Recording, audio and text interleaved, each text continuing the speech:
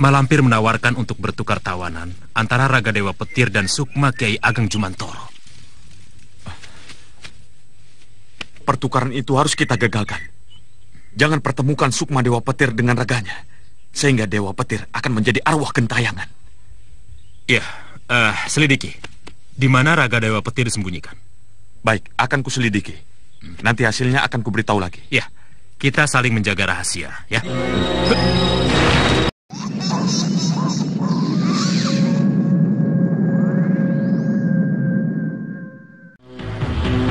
Ki, maaf mengganggu. Melihat Jatmiko lewat kemari? Iya Ki, tadi masuk ke dalam, sowan ke tempat Kiai. Terima kasih. Mak Lampir menawarkan tukar tawanan pada kita. Mak Lampir mengira Sukma Dewa Petir ada di tangan kita. Oleh karena itu, ia menawarkan Kiai Ageng Jumantoro sebagai tukarannya. Pertahankan Kiai. Kita bisa mengambil Sukma Kiai Ageng Jumantoro tanpa harus tukar-menukar dengan Raga Dewa Petir. Bagaimana menurut pendapat Syekh?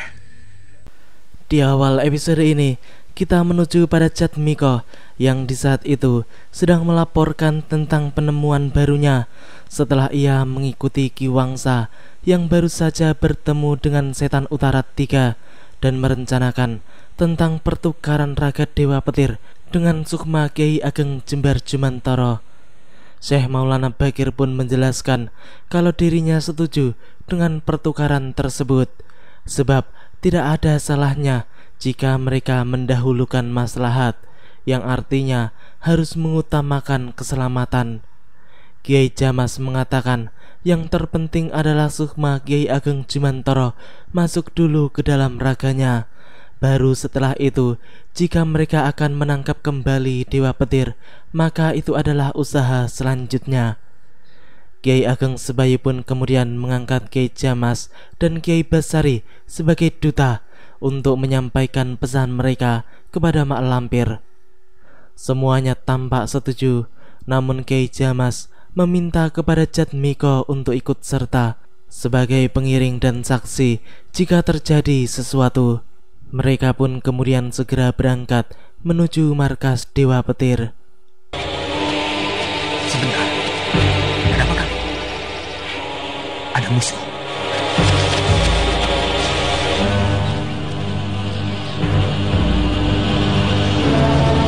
Kedua orang itu adalah kiai sepuh yang terkenal. Dan yang seorang itu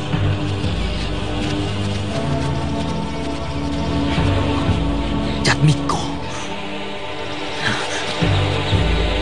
Dia telah membunuh adikku. Sekarang kesempatanku menuntut balas. Jangan sekarang. Ada dua orang kiai saat itu. Aku tak peduli. Aku tidak punya urusan dengan kedua kiai itu. Ada apa, Kiai? Firasatku mengatakan akan terjadi sesuatu. Apa, Kiai? Maaf, Kisanak. Kenapa menghalangi kami? Kiai berdua boleh lewat. Tapi tinggalkan orang muda itu. Saya punya persoalan dengan anak muda itu. Setan Utara 1 itu pun menunjuk-nunjuk Jatmiko dan mengatakan bahwa ia memiliki masalah dengan Jatmiko yang belum terselesaikan.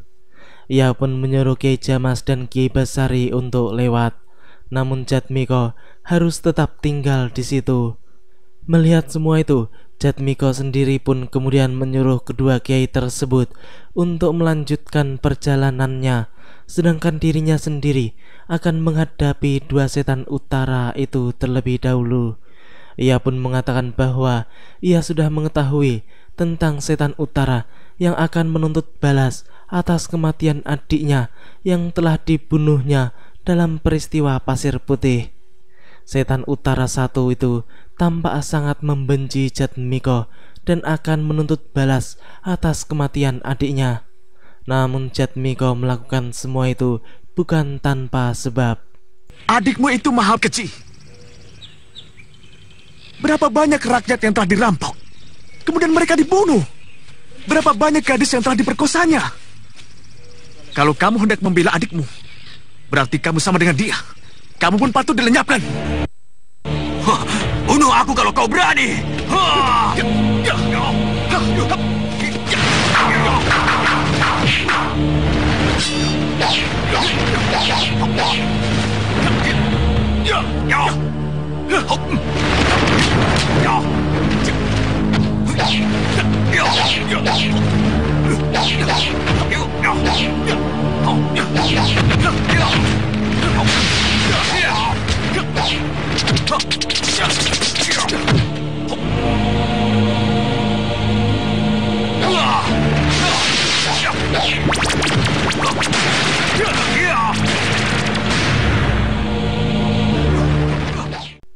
Serangan Jatmiko begitu luar biasa.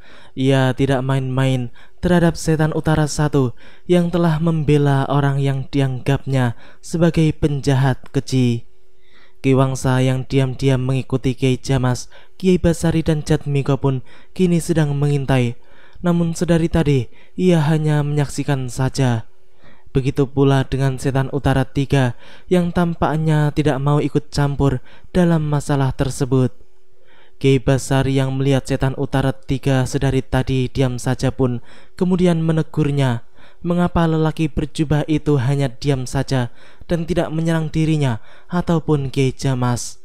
Setan utara 3 pun mengatakan bahwa dirinya tidak ingin bertarung melawan orang tua seperti Kiai Basari itu. Dan ia pun menyarankan agar sang kiai lebih baik menjauhi pertarungan tersebut. Kiai Basari yang sok-sokan itu pun tampaknya tidak mengetahui kalau setan utara 3 bisa menjadi lawan yang berbahaya bagi dirinya. Kini pertarungan Jatmiko pun tampak semakin sengit.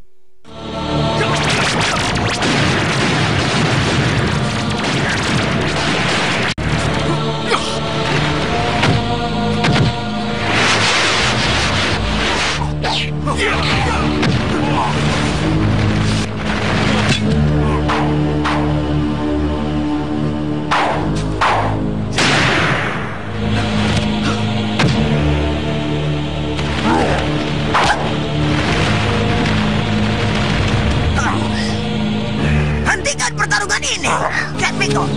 Sudahi perkelahian kalian. Tidak, Malampir. Dia berhutang nyawa padaku. Diam. Lupakan dendammu. Aku punya urusan dengan mereka. Mak Lampir pun kemudian mendekati Kiai Jamas dan memberitahukan kepada sang kiai tentang rencananya untuk menukarkan sukma Kiai Ageng Jembar Jumantoro dengan raga Dewa Petir. Ki Wangsa pun kini sedang berusaha mendekat lagi sebab ia ingin tahu apa yang diomongkan oleh Mak Lampir terhadap sang kiai. Kiai Jamas, aku menawarkan keselamatan Kiai Ageng Jumantoro. Apa maumu?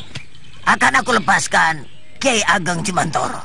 Tapi kau harus berikan dulu raga ketua kami Dewa Petir yang kau culik dari istana kami. Boleh. Tapi pertukaran harus adil. Kau menerima raga, kami menerima sukma. Tidak, aku mau... biar nih, tidak apa-apa, saling menerima. Nanti... Dengar. Bagus, boleh. Kiai, kapan pertukaran akan dilakukan? Lebih cepat, lebih baik. Tidak, aku harus mencegahnya. Hari Kamis Pon, di mana? Wana Brebes. Baik, kita ketemu di Wana Brebes pada malam Jumat. Ayo. Jangan. Ayo. Kini kita menuju pada Kalak Gondang, Bargo, Truna dan Welu yang di saat itu sedang terbang di atas awan. Mereka tampaknya sedang mencari-cari seseorang. Setelah menengok ke sana kemari, mendadak mereka justru melihat keberadaan Mak Lampir, Grandong, dan 2 setan utara di bawah sana. Kalak Gondang pun tampak tertawa-tawa senang melihat musuh bebuyutannya yang sedang jalan-jalan di hutan tersebut. Ia pun memutuskan untuk melihat saja dulu apa yang akan dilakukan oleh Mak Lampir bersama para sekutunya tersebut.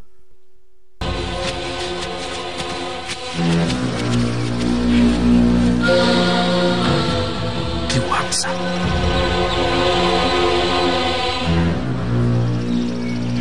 Loh, bisa mau kemana lelaki itu, Ki? Ayo kita turun dan ikuti lelaki itu. Ayo. Ya, rombongan Kalagondang pun kini justru tertarik untuk mengikuti setan utara 3 yang ketika itu tiba-tiba memisahkan diri dari rombongan Mak Lampir. Ia pun kini terus berjalan mencari tahu keberadaan Ki Wangsa yang diyakininya berada di sekitar hutan tersebut. Benar saja, karena tak lama berjalan, ia sudah menemukan yang dicarinya. Ketika itu, Ki Wangsa sedang duduk melamun seorang diri. Sepertinya ada permasalahan berat yang menjadi beban pikirannya. Kita harus menemukan Raga Dewa Petir secepatnya sebelum ditukarkan dengan sukma Kiai Ageng Jumantoro. Serba repot. Kenapa repot? Kalau kita melarikan Raga Dewa Petir, itu berarti akan mencelakakan sukma Kiai Jumantoro. Itu tidak boleh terjadi. Kalau begitu, kita selamatkan dulu Kiai Ageng Jumantoro. Sesudah itu baru kita bawa lari Raga Dewa Petir, ya? Baik, aku setuju. Aku akan mengurus sukma Kiai Ageng Jumantoro, ya? Setuju. Sekarang Andika ke padepokan tempat Kiai berkumpul. Andika selidiki di mana Raga Dewa Petir disembunyikan. Ya. Setuju. Kita ketemu lagi di mana? Kalau di Losari bagaimana? Baik, kita ketemu di Losari. Bulan Apit, hari Senin Manis. Ya, baik.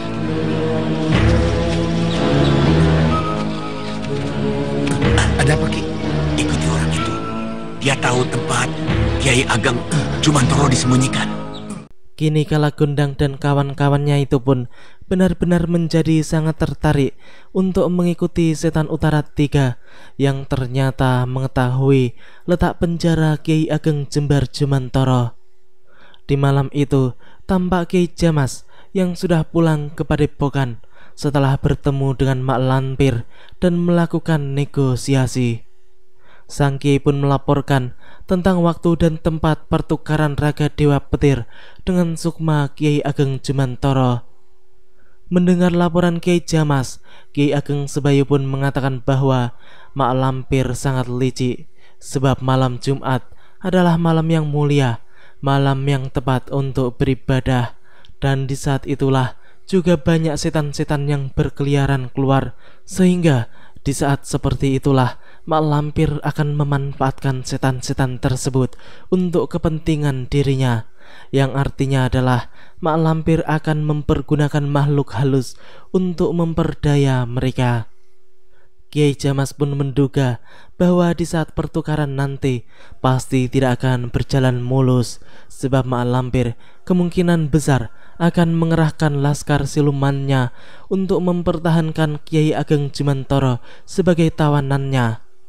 Mendadak mereka semua merasa ada yang mendengar pembicaraannya, kecuali Kiai Basari yang tampak sangat bodoh tersebut. Pembicaraan kita, ada yang mendengarkan. Innalillahi. Ada apa, Kiai? Pengikut Mak Lampir. Mana? Tidak ada apa-apa, Kiai.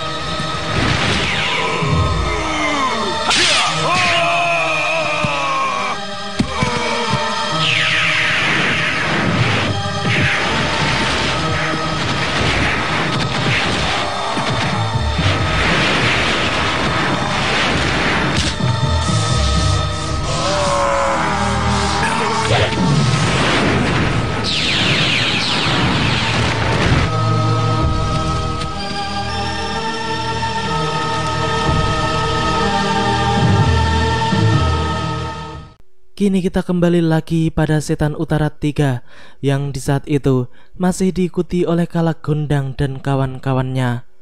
Kini Raja Jin Merah tersebut pun mengajak Bargo, Truna dan Welu untuk mengikuti setan utara 3 melalui jalur alam jin saja, agar mereka tidak susah-susah lagi bersembunyi dan keamanannya pun lebih terjamin.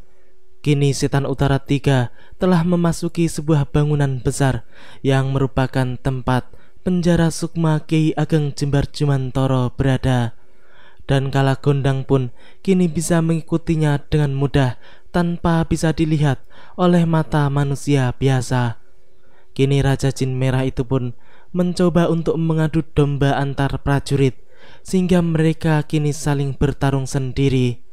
Para prajurit itu tampak bingung satu sama lain, dan mereka pun menjadi saling tuduh-menuduh, sehingga terjadilah perselisihan besar di antara mereka. Kini Setan Utara 3 pun sudah sampai di ujung ruangan yang merupakan tempat sukma Kiai Ageng Jumantoro ditahan. Penjagaan ruangan penjara yang sangat panjang itu ternyata sangat banyak dan berlapis-lapis, sehingga kalau tidak menempuh alam jin, pasti kehadiran Kalagondang akan diketahui. Ada yang bisa saya bantu juragan? Tidak. Siapa yang memegang kunci ruangan ini? Tidak ada. Kunci langsung dipegang oleh Malampir.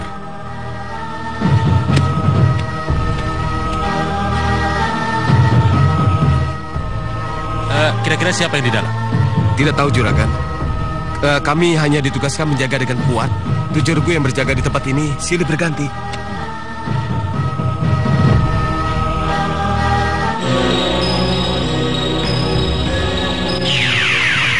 Pucuk dicinta ulam tiba. Akhirnya yang kita cari ketemu juga, Ki Gondang. Iya, tapi ngambilnya repot. Apa yang repot, Ki? Tinggal dijunjung nyeng. Begitu saja kok dibilang repot. Kumaha, Dasar jendela. Nenek itu bukan orang bodoh. Selain tempat ini dijaga ketat, berarti tempat ini ada apa-apanya. Makanya hati-hati, jangan ceroboh. Apa iya? Masa sih? Kalau penasaran, coba aja, Ki. Betul, saudaraku. Bargo yang sok-sokan dan tidak percaya dengan omongan Kalagondang itu pun kemudian berjalan maju dan mencoba untuk menyentuh sukma Kiai Ageng Jumantoro. Perlahan-lahan Bargo pun mendekati sang kiai, dan ia pun tampak tersengat ketika hendak memegang sang kiai. Jin dari Hindustan itu pun kini menjadi sangat sadar bahwa Mak Lampir memang telah benar-benar mengurung sukma sang kiai agar tidak bisa lepas begitu saja. Lalu ia pun terlempar jauh ke belakang, tepatnya di kaki Kalagondang. Jin tersebut pun mengatakan bahwa nyawanya hampir saja putus, sedangkan Kalagondang malah mentertawakannya. Raja Jin Merah itu pun justru mengejek Bargo yang selalu memaksa, padahal sudah diperingatkan olehnya sebelumnya. Selanjutnya, giliran Kalagondang yang maju untuk mencoba melepaskan sukma Kiai Ageng Jumantoro, dan tampaknya Raja Jin Merah itu mengetahui tentang ilmu-ilmu Mak Lampir beserta kelemahannya. Sekarang bagaimana mengeluarkan Kiai Jumantoro? Tenang saja kamu.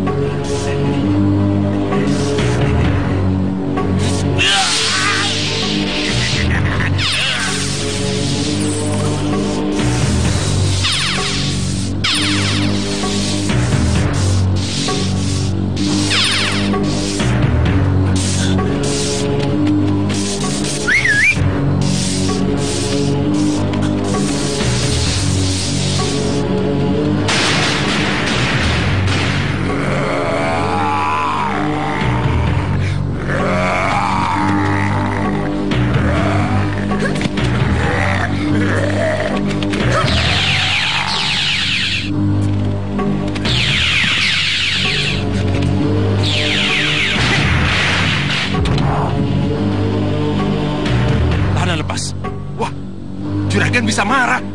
Gawat, aku bisa dihukumnya. Ayo kita kejar. Setan Utara 3 pun mengajak para prajuritnya itu untuk mengejar orang-orang yang telah menyelamatkan Kiai Ageng Jumantoro. Ketika itu, tampak Truna dan Wulu dicegat oleh makhluk hitam tinggi besar yang menghadang mereka. Namun dua murid Datuk Larang Tapa itu tampaknya masih mampu menghadapinya. Bahkan mereka juga mempermainkan musuhnya itu. Kalagundang yang melihat semua itu pun kemudian langsung menyuruh Bargo untuk membantu Truna dan Wulu, karena ia takut jika sampai terjadi apa-apa dengan kedua anak tersebut. Bargo pun langsung berubah menjadi besar untuk melawan makhluk jelek itu. Ayo, lawan aku.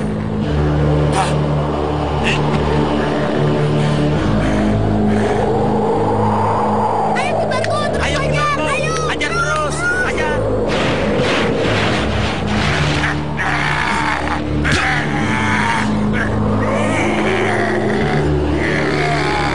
Mana he?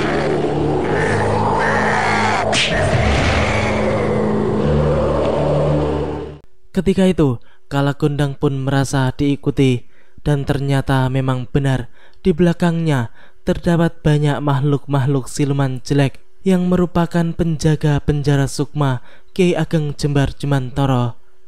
Raja Jin Merah itu pun tampak sangat kesal karena masih saja diikuti oleh makhluk-makhluk jelek tersebut. Kini Bargo, Truna dan Wulu pun memutuskan untuk membantu Kalagundang. Mereka pun mengejar makhluk-makhluk jelek itu dan langsung mencegatnya. Mereka semua pun akhirnya jatuh ke bumi, dan Kalagundang cepat-cepat meletakkan sukma sang kiai di bawah pohon, sedangkan dirinya sendiri langsung maju membantu kawan-kawannya untuk menghadapi para anak buah mak lampir tersebut sekaligus membantainya.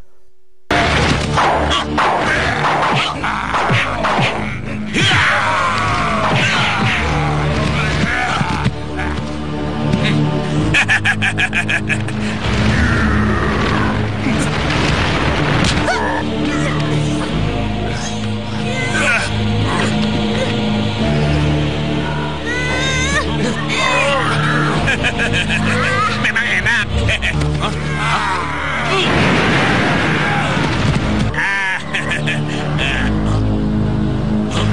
Mana Kiai Ageng Jumantoro?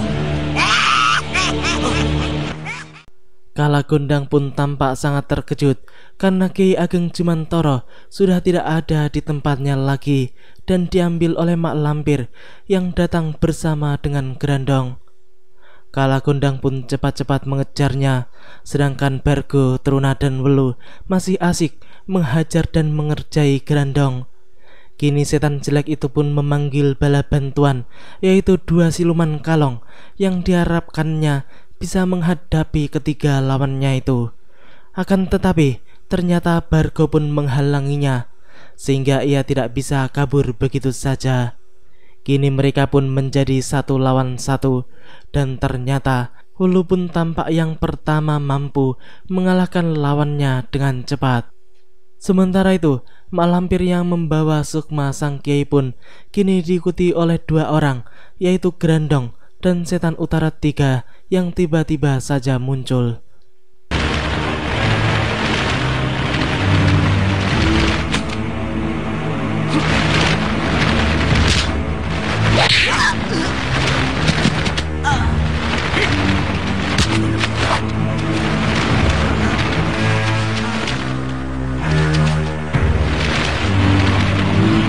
Setan utara 3. Benarkah dia tadi yang menendangku? Dia pasti salah. Kiranya aku lawannya. Konyol.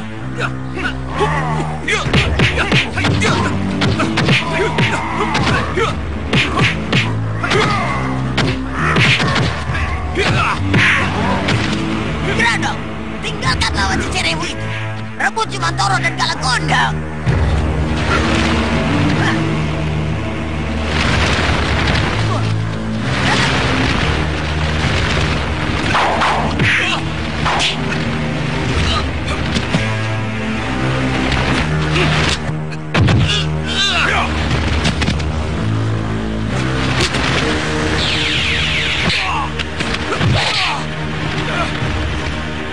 Siapa lagi ini?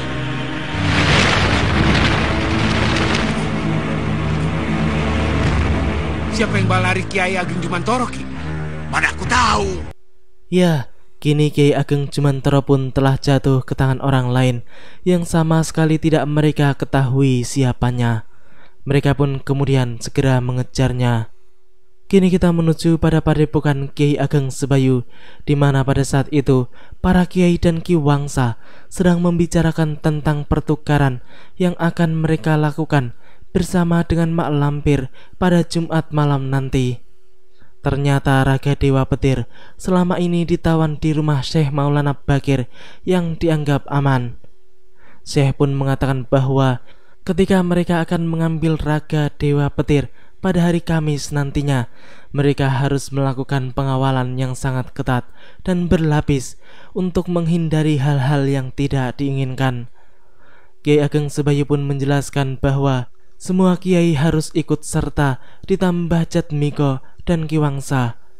Temenggu Martoloyo dan Pangeran Purbaya pun juga sudah menyanggupi untuk ikut serta mengawal mereka semua bersama dengan para prajuritnya.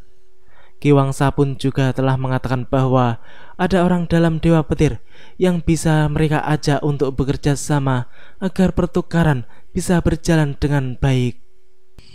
Siapa namanya Ki Wangsa? Setan Utara 3 Kiai.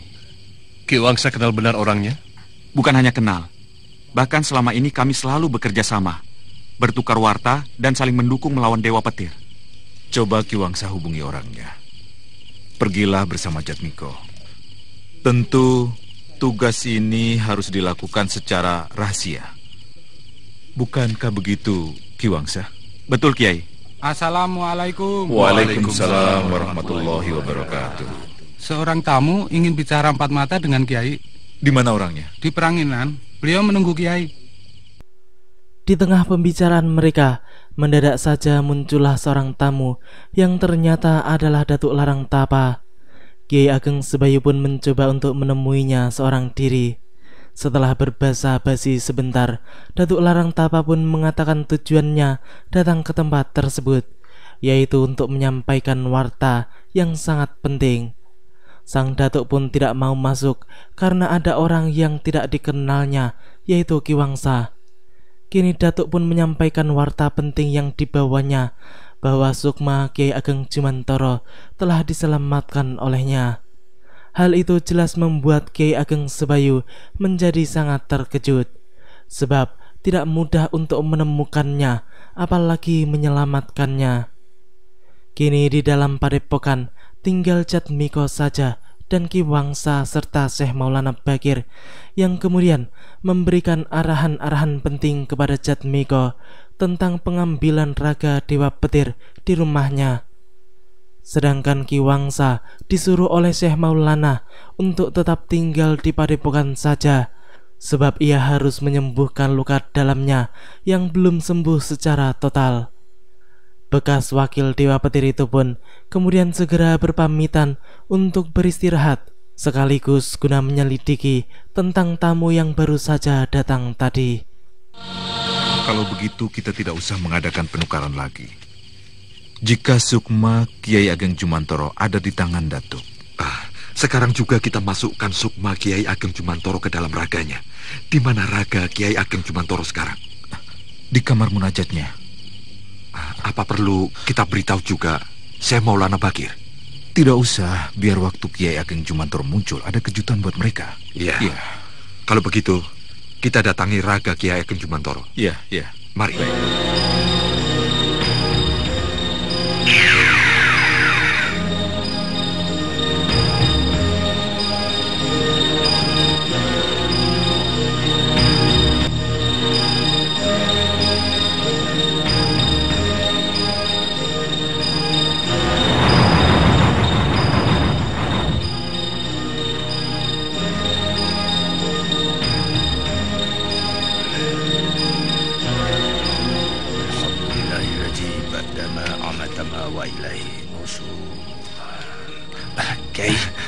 Kiai, syukur alhamdulillah. Syekh, bolehkah saya bertanya, Syekh? Silakan. Tentang apa? Tentang ruh, Syekh. Ar-ruh min amri Robbi. Iya. Ruh yang tahu seluk-beluknya hanya Allah. Apakah Sukma itu sama dengan Ruh, Syekh? Lain. Sukma adalah jiwa, Ruh adalah nyawa. Jatmiko yang kini tinggal berdua dengan Syekh Maulana Bakir pun menjadi penasaran dan bertanya-tanya tentang Sukma dan Ruh. Tampaknya ia sangat ingin mendalami agar mengerti tentang perbedaan Ruh dan Sukma. Syekh Maulana Bakir pun menjelaskan kalau ada 3 unsur di dalam diri manusia, yaitu raga, ruh, dan sukma. Tampaknya Jatmiko sangat senang dan puas dengan penjelasan Syekh yang menurutnya sangat jelas dan mudah untuk dimengerti, sehingga rasa penasarannya kini telah terobati. Di tengah pembicaraan mereka itu, mendadak saja muncullah Kiai Ageng Jumantoro yang kemudian sangat jelas mengejutkan mereka semua. Kiai? Kiai? Alhamdulillahirabbil alamin.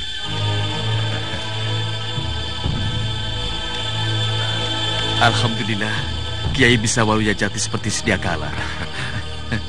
Assalamualaikum. Oh, Waalaikumsalam Waalaikumsalam warahmatullahi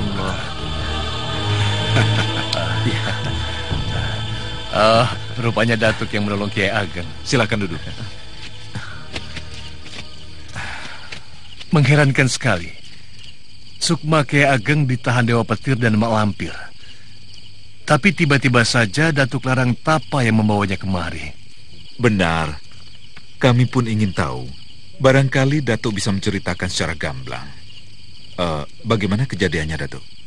Perjalanan hidup rupanya sudah takdir.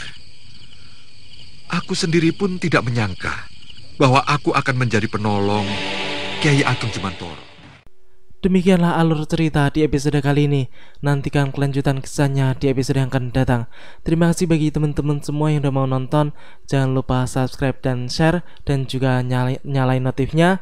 Akhir kata, minal aidin wal faidin, selamat hari raya Idul Fitri. Mohon maaf lahir dan batin.